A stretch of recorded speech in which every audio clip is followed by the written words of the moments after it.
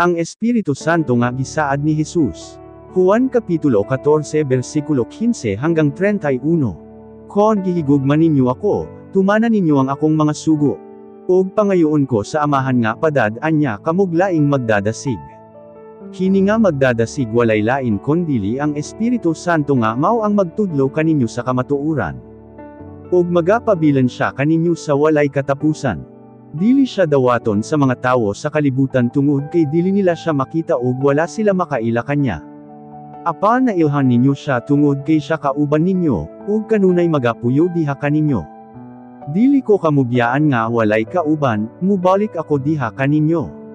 Hapit na ako mawala sa pananaw sa mga tawo dinhi sa kalibutan, apan kamo makakita kanako.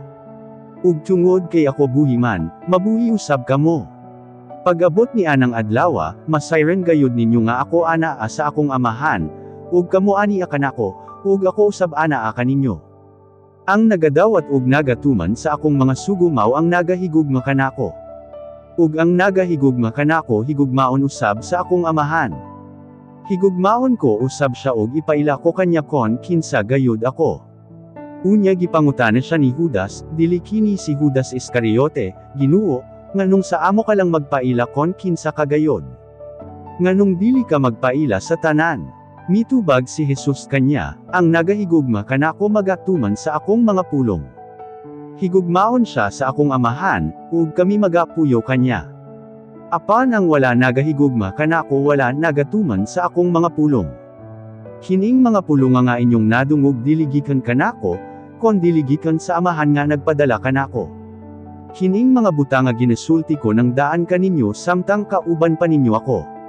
Apan kon makagikan na ako, ang magdadasig nga mao ang Espiritu Santo mao ang ipadala sa amahan puli kanako.